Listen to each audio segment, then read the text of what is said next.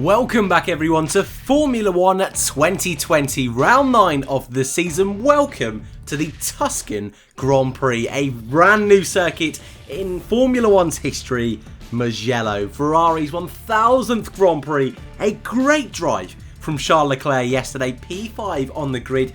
Could he spring a surprise in today's Grand Prix? With predictions of the race being a one-stop, two-stop, or potentially with a couple of safety cars thrown in the mix, a three-stop, strategy would be king. But more crucially, making overtakes and making them stick was going to be even more important here at Mugello. One DRS zone, a circuit that the majority of the drivers have almost no experience of. Surely this would be an absolute banger of a Grand Prix. Before we jump into the race result, and just to give you a warning for spoilers up ahead, this was your grid for the Mugello Grand Prix. And once again in 2020, it was a 1-2 for Mercedes in qualifying. Hamilton just beating Valtteri Bottas after Ocon had a little spinella in qualifying, putting pay to Bottas's chances. For the first time in 2020, it was Red Bull 3-4 Albon with his best qualifying, followed by Charles Leclerc and Lance Stroll. Sergio Perez qualifying 6th, but a one-place penalty thanks to contact with Kimi Raikkonen in practice. Ricciardo, Sainz and Ocon, your top 10. On that alternate strategy and really trying to put some pressure on those guys up ahead, Lando Norris starting from P11, Danny Kvyat from P12. It's then the former Ferrari pair of Raikkonen and Vettel in 13th and 14th. Grosjean out-qualified Pierre Gasly, last time's race winner, down in P16 out in Q1. Giovinazzi, Russell, Latifi and K-Mag, your top 20. Spoiler warning out of the way, this is your result for the 2020 Tuscan Grand Prix. And once again in 2020, Lewis Hamilton is victorious. Struggled last time out, of course, but back on top today. 1-2 for Mercedes, but it wasn't exactly the easiest run for the Mercedes duo. We'll get onto that and the whole crazy story of today's Grand Prix in a little moment's time in our race debrief. But for the first time in his Formula 1 career, Alex Albon finally steps onto the podium. A difficult race for the Thai driver, but on the third start of the race, finally was able just to compose himself, get past Ricciardo and score his maiden podium. Ricciardo, who drove a stellar Grand Prix, P4. Quiet races with Sergio Perez, Lando Norris, Danny Kvyat, all in 5th, 6th and 7th. Charles Leclerc, who, it seems so long ago now, at one stage of the race was fighting to hold on to the podium positions, but that pace just really wasn't there in that Ferrari today. P8 for him, P9 for Kimi Raikkonen, his first points of the season,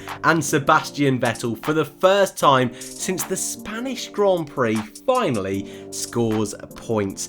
Just missing out on the first points of his Formula 1 career. George Russell made a slight mistake with a few laps to go, ultimately missing out by 2 seconds over Sebastian Vettel. And our final finisher, Romain Grosjean. What an eventful day it was for the Frenchman. But your DNFs from the Tuscan Grand Prix: Lance Stroll, Esteban Ocon, Nicholas Latifi, Kevin Magnussen, Antonio Giovinazzi, Carlos Sainz, Max Verstappen and Pierre Gasly. And I think that pretty much tells you all you need to know from today's Grand Prix. Our race winner Lewis Hamilton, a 5-stop strategy. Kimi Raikkonen on a 6-stop strategy with Sebastian Vettel.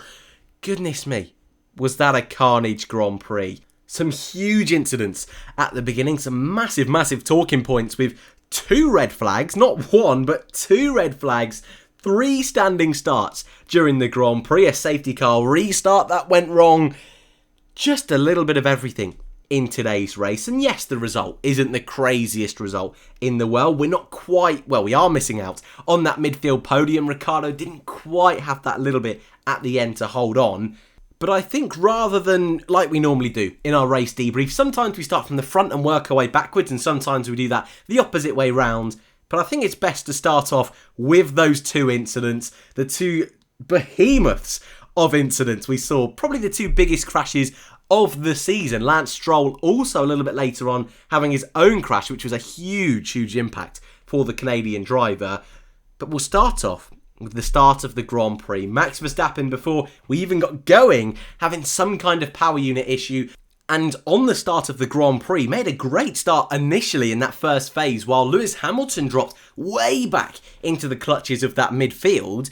But then on that second phase of the start, recovery started kicking in, flew well down the order, was getting eaten up by the majority of the field, slipped back right to where the Alfa Romeos were, the Haas cars. Pierre Gasly also was right behind him, and Gasly started 16th.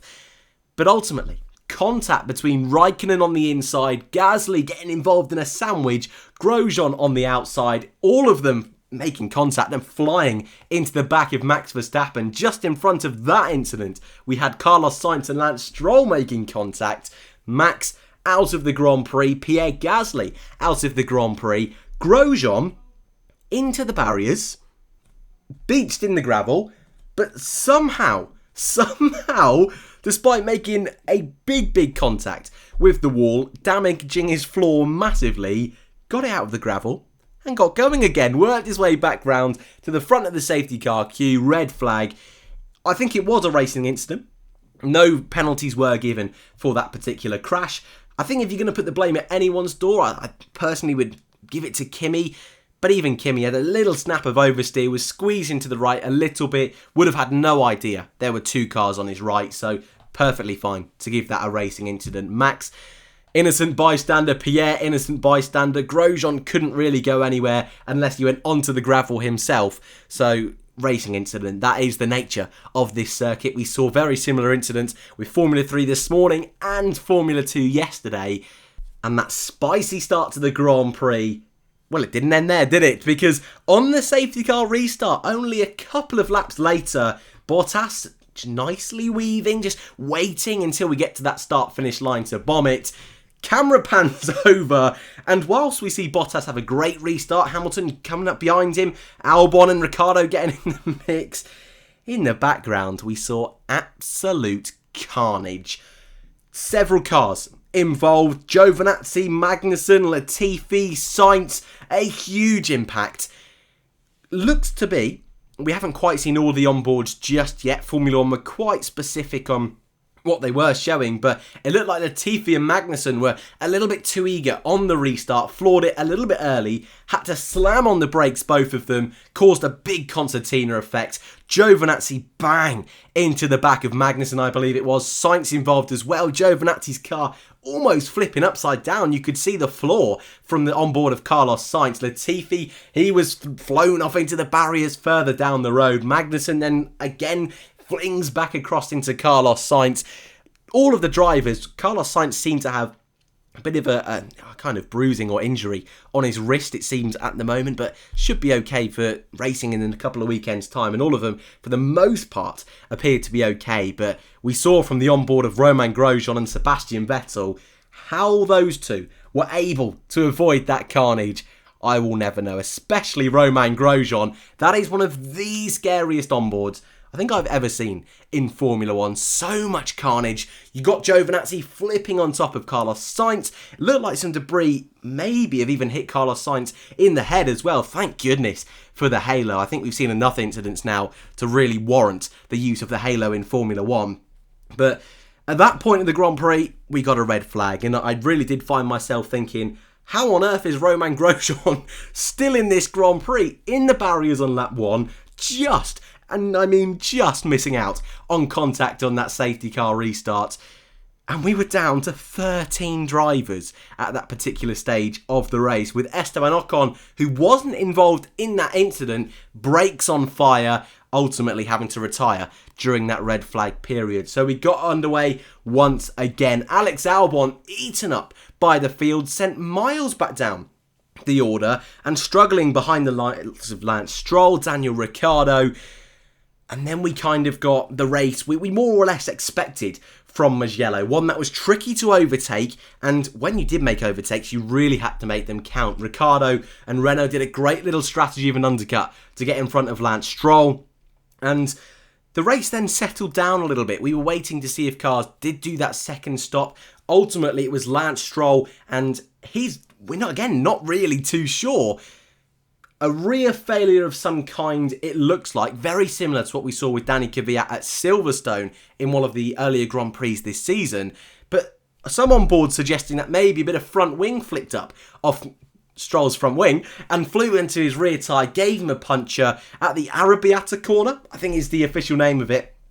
Massive high-speed incident for Lance Stroll. That car completely mangled. So lucky to walk away from that one. The marshals had so much issue getting it off the track. It was in such bad condition. The car caught fire. All a big mess. Another red flag that really teed us up for the end of that Grand Prix, with Ricciardo hoping to hold on to that podium. Wasn't quite able to do so at the end for old Danny Rick. Albon, a great little charge through at the end. Hamilton never really came under pressure from Valtteri Bottas. And pretty much up front, it was all done and dusted. But further behind on the restart, it was the fight for the final points finishes. And we had Raikkonen, Grosjean and Russell, all three of them, yet to score in 2020. And Russell, who has said after the race, and I kind of do agree with him, if there wasn't that red flag, first of all, I think we would have had a Ricciardo podium today. But I also think we would have had a George Russell points finish. He was doing such a great drive on that restart. Not a great restart at all from George Russell. Went all the way to the back of the field, was able to get past the ridiculously damaged car of Romain Grosjean. He just slipped straight back through the order. Grosjean, who had got up to 9th at one stage on that restart, but the Ferraris ate him up. Raikkonen ate him up as well. And even with Raikkonen's 5-second penalty, George just unable to catch Vettel, just unable to get into that 5-second window. P11 does take him off the bottom of the standings and somewhat cruelly in front of Romain Grosjean. Grosjean slips to the bottom now. Poor Romain. Everything he suffered today. Would have been great to see him get a point today. But ultimately, Raikkonen picking up his first point. Albon on the podium. Hamilton, Bottas, 1-2. I don't normally do our race debriefs and rundowns like that, so I'll quickly go through the order now. Mercedes, it's kind of what you expect in 2020. Despite the restarts, never really looked troubled. Hamilton, despite bogging down at the start, Crofty getting the two drivers the wrong way round, wasn't too happy with that. However, recovered on that second restart. Bottas never was quite able to challenge Hamilton. His 90th win in his career, one of tying Schumacher's record. Alex Albon, P3, he needed that. He really did need that. I don't think it was a spectacular drive today from Alex. I feel this is one of those races where as soon as Max was out of the Grand Prix, that's where he should be. He should be third place. And he made it hard for himself. Really struggled on that first restart. Went flying back through the order. And at one stage of the Grand Prix was struggling to catch and overtake Ricciardo and also Lance Stroll. But that Red Bull is a superior car. And Albon on the final restart did nail it and was right able to stick with Ricciardo when he needed to, make a lovely move around the outside of turn 1. Done and dusted, finally can get that monkey off his back, and hopefully, we see this with some drivers, when they get a big result, it just gives them that little bit of a confidence boost. I believe that's him back into 4th in the driver's standings as well, so overall, great result from Albon this weekend. Still needs that little bit extra, I think, just that consistency, just to know that he's guaranteed a podium, and he did make it hard for himself today, but nevertheless, 3rd place, great result. Daniel Ricciardo, though, he'll be gutted. I think a lot of Formula 1 fans around the world today, mixed emotions, because we would have loved to have seen Ricciardo on the podium. We would have loved to have seen Alex Albon. Albon is what we got. Danny Rick is going to have to wait once again. He keeps getting so close at Renault, and it seemed like today would be today. And I said it a minute ago, if we didn't get that red flag, I'm pretty confident we would have seen a Danny Rick podium. But nevertheless, P4, another really strong result for the Aussie. Sergio Perez, P5, a quiet day from Sergio actually. Comfortably behind his teammate, but Lance Stroll did have those upgrades this weekend. And Stroll, might as well mention him, was having a really good Grand Prix, in the mix for a second podium in a row. That contact with the bit of front wing, bit of debris or tyre failure, whatever it was, not Stroll's fault, really hurting him today. And I've got to say, fair play, really is doing a great job in 2020, so he'll be gutted to not score points. Perez, though, being consistent, that's what Racing Point need. They're losing it for next season, but hey, Great points again for Checo. Norris, Kvyat, just like Perez, to be honest, we didn't really see a lot of them. Very, very quiet Grand Prix. Stayed out of the carnage, and they've scored some good points. Danny Kvyat's best result comfortably of the season so far. His best result before this was last time out, which was a 9th place. 4 points before this weekend, scores 6 today. Fair play from Danny. Charles Leclerc, who for so long was fighting in those podium positions, but that Ferrari just couldn't look after the tyres. The pace was just nowhere. Got munched up by the field in that first stage, despite that great start to the Grand Prix and that great restart. We know the issues at Ferrari. Vettel, a similar kind of story to Leclerc in that the pace was just never really there. Tried a couple of audacious overtakes on backmarker cars, and Seb finally scoring points for the first time in a very, very long time. So that's a solid-ish result for Sebastian Vettel. His 200th point finish in Formula 1, which I guess is more important than the point itself. But he doesn't want to be there. He's so looking forward to next season. Only 2 places behind Leclerc though, not too bad. But that man who finally got points in 2020, Kimi Räikkönen.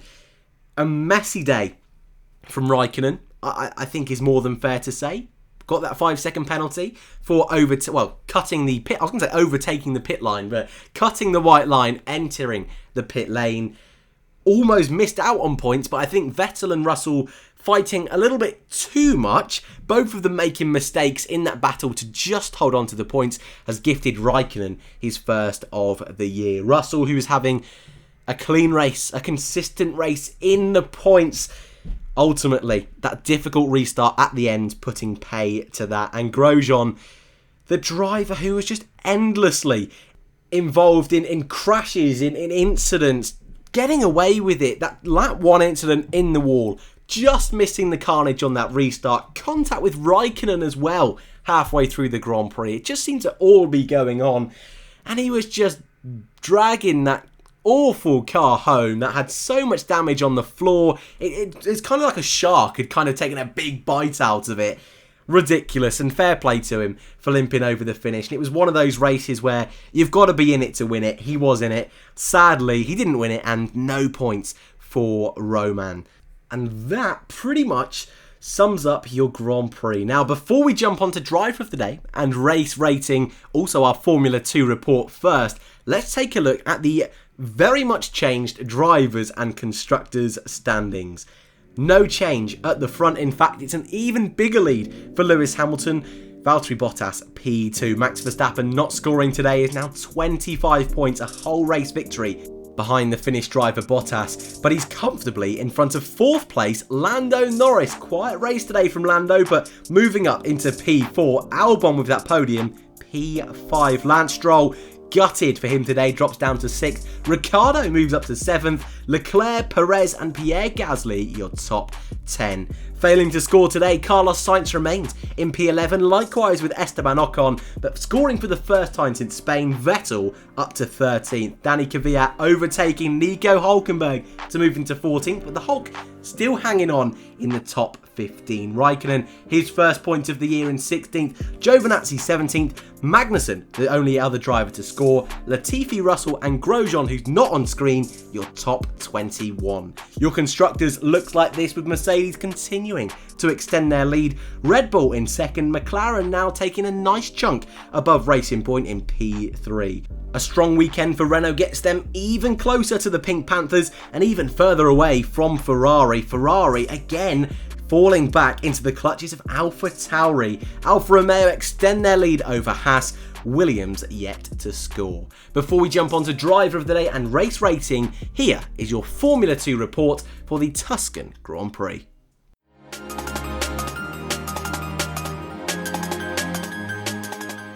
A late safety car in Saturday's feature race really spiced up the action at the end of Formula 2's first race of the weekend here at Mugello. And for the first time in 2020, we've got a 1-2 for high-tech GP. Nikita Mazepin taking his 2nd feature race victory of the season, Giotto P2. Louis Delatraz rounded out the podium, and it would not be his last of the weekend. Schumacher was just behind Felipe Drugovich at the checkered flag, but it was Christian Lundgaard leading the majority of the Grand Prix with that late safety car on the wrong strategy, sent him all the way down to P6. I felt so bad for him, I've given him driver of the day. Vips in 7th, first points for him, and Markelov on reverse grid pole. Artem Markelov on the pole. Crikey, did he get involved in some accidents and some incidents all the way through today's sprint race. However, this time it was Christian Lundgaard who smashed and destroyed the field, taking it to his second win of the season. Delatraz on the podium once again gets my driver of the weekend. Yuri Vips, his first podium in Formula 2. And your Drivers' Championship going into next weekend's Russian Grand Prix for Formula 2. It's Mick Schumacher who leads the championship. It's his fellow Ferrari Junior and championship rival Callum Ilott in P2. Christian Lundgaard moves up to 3rd after that victory in the sprint race, and Robert Schwartzman's failing to score all weekend long once again. After that feature race win, Mazepin moves back into P5, Tsunoda a difficult race for the Red Bull Junior down to P6. Delatraz, Guan Yu Zhou, Giotto and Drugovich, your top 10. Before we go then, one of my favourite parts of the weekend, driver of the day and race rating. Yesterday, I gave my qualifying driver of the day to Charles Leclerc. In the Grand Prix though, very, very different story. Great drives from Grosjean. I've got to throw Grosjean in there for driver of the day, just somehow dragging that car over the line so close to points. But I'm going to give it to Daniel Ricciardo. And my driver of the weekend, it certainly was a tricky one, but I think the only driver pretty much to have a great day yesterday and a pretty great day today. Alex Albon finally P4, getting his best ever qualifying in Formula 1, finally getting that podium. Credit where credit's due for Alex Albon. Some great overtakes involved as well in today's Grand Prix, even if he did make it hard for himself at times. And race rating, I really quite enjoyed today's race at Mugello. A couple of people not too pleased, but hey, I don't really think there's much more we could ask for in dry conditions at a venue where overtaking should be limited, and Mercedes, it should really suit their car. So I'm going to give this Grand Prix an 8 out of 10. When I compare this to some of the races I've given a 7, much better than the likes of Belgium or even Spain earlier on in the year. And that is your lot here for the first ever Tuscan Grand Prix here at Mugello. I, for one, would love to return to this circuit, but I'd love to know your thoughts in the comment section down below. As always, let me know your driver of the day and race rating. Thank you all very much for watching. I hope you've enjoyed the first ever Tuscan Grand Prix. Thank you all very much for watching, and I hope to see you all in the next one.